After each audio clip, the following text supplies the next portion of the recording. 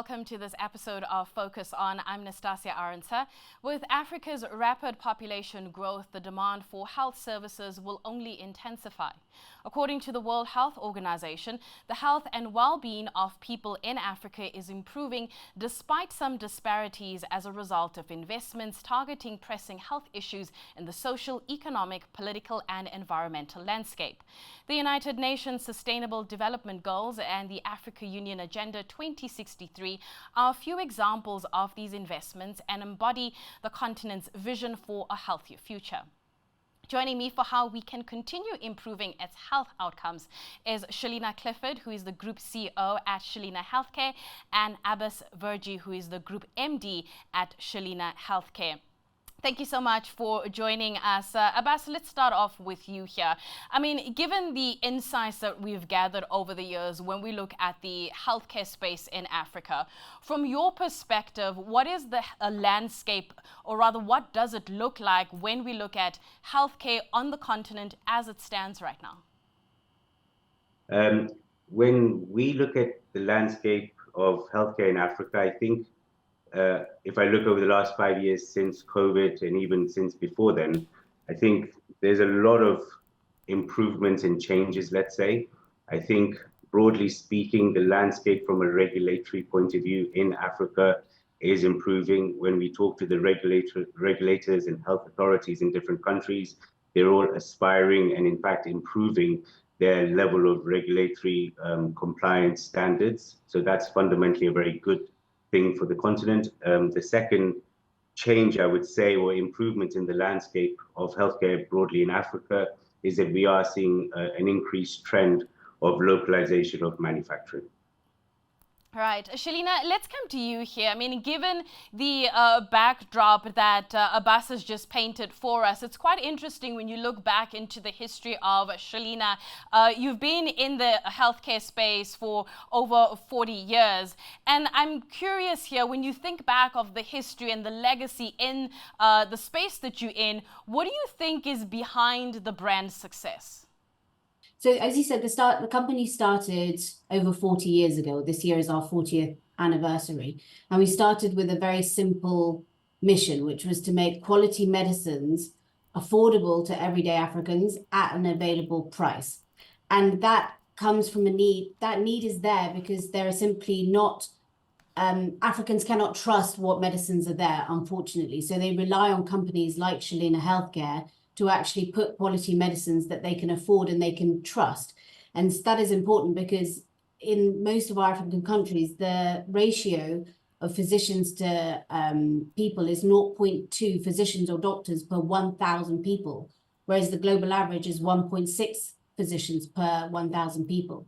And so what that means is that you can't rely on a doctor to write you a prescription for a specific medicine. You're often relying on a recommendation from friends and family or from your neighbor or from your own past experience.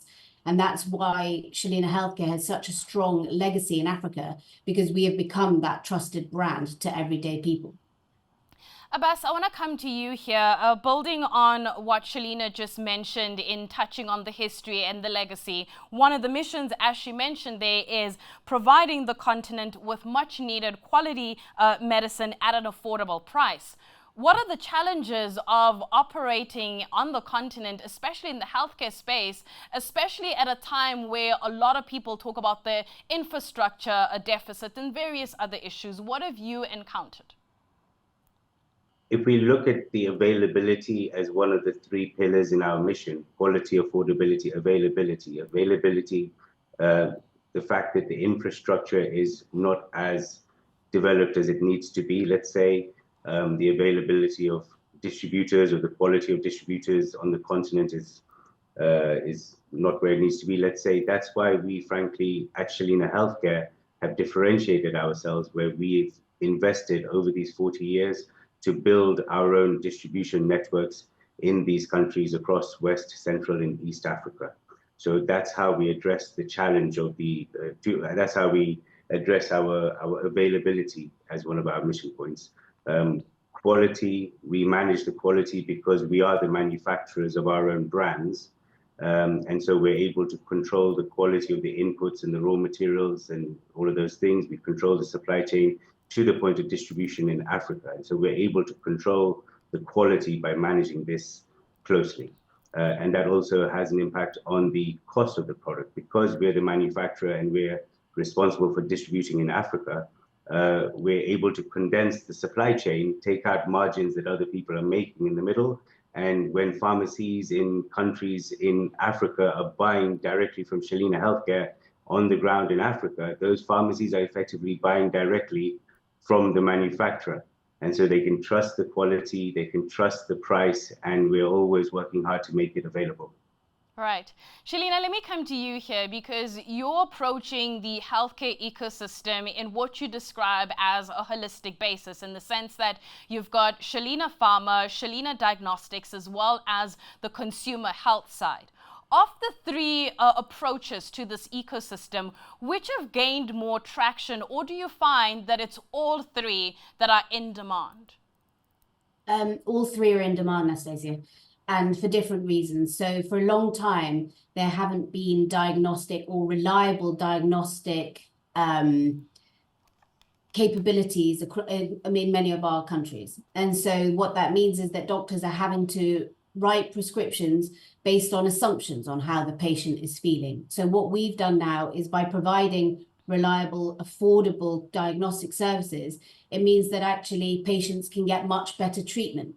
And so we're seeing, because of the trust in the Shalina brand name, we're seeing huge traction for our diagnostics business, which is very complementary to our original pharmaceutical business.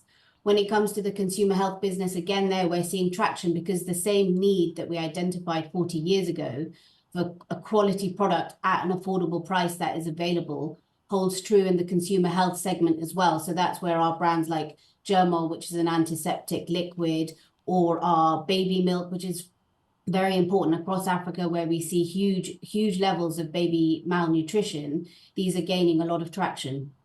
Abbas, let me come to you here because it's quite interesting to have a look at the geographic footprint that you have on the continent. Talk to me about markets like North Africa, like South Africa. How are you viewing these particular markets?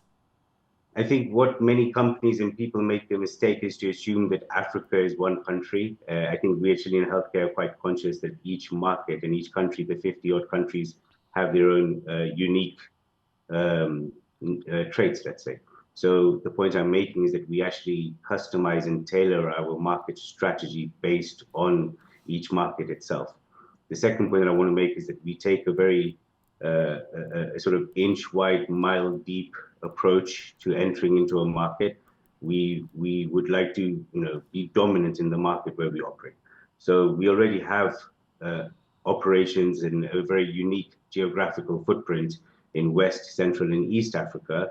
The next logical expansion for us is into South Africa, and I'm very pleased to say that we've already entered into South Africa towards the end of last year, 2024. In the second half of 2024, we've already entered in the South African market. We've already launched a number of our consumer healthcare brands and are working with a number of local manufacturing partners to increase their capabilities and supply these brands in South Africa. There are future plans for both diagnostic services as well as pharmaceutical products in South Africa. And we're also very keen to look at any acquisition opportunities in these three verticals as well. So we see that South Africa has got a very tremendous opportunity for us, and we will have a unique approach to the market for South Africa. To come to North Africa, I would say it's still a little bit early for us to comment too much about entering into the Maghreb region or the North African countries, but there are some specific opportunities that we're looking at right now for there as well.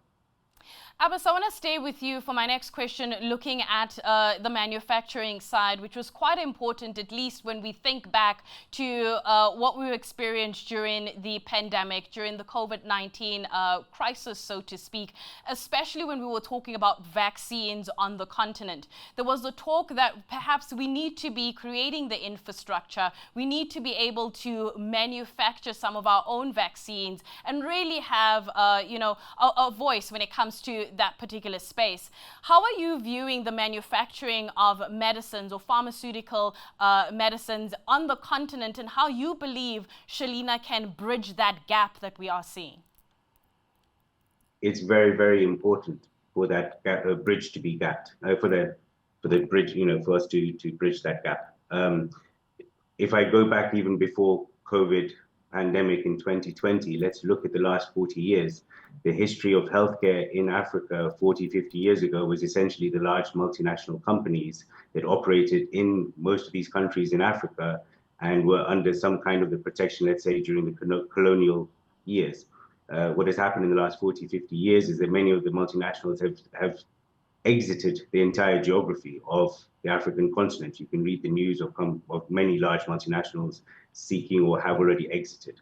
And so that's created many challenges for the continent and opportunities, frankly, as well. And one of the opportunities that we have is to increase the manufacturing capabilities on the ground. And Shelina Healthcare is already doing that. We have manufacturing facilities in Nigeria, we have facilities in Angola, and there's 2 other countries where we're looking at projects right now. We're in the middle of feasibility studies.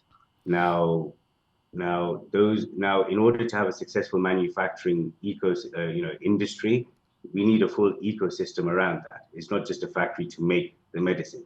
There needs to be an ecosystem, and that ecosystem includes government support, government partnerships, and government encouraging and supporting and us working collaboratively with regulators. So that's one thing, for example.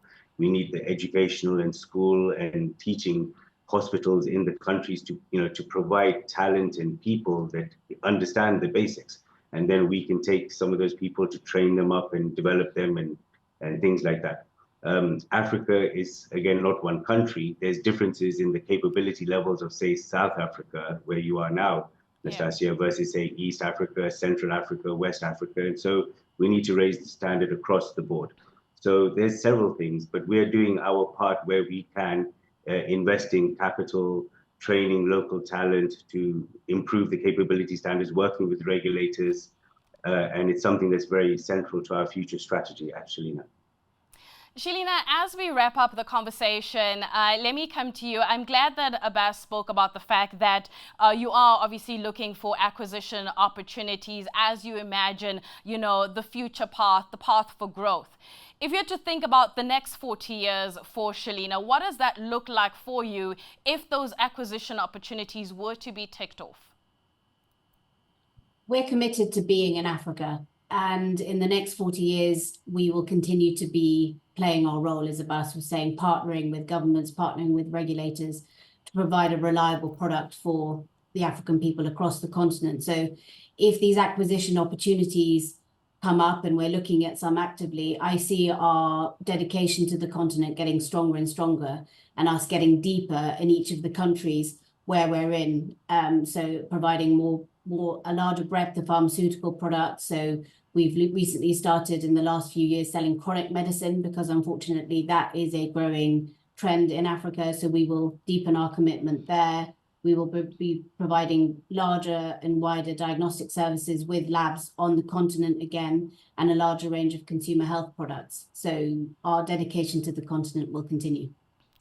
Thank you so much, Shelina. Well, that's how we wrap up this episode of Focus On. Thank you so much to my guest, Shelina Clifford, who is the Group CEO at Shelina Healthcare, and Abbas Verji, who is the Group MD at Shelina Healthcare. From myself, Nastasia Arendse, it's a goodbye for now.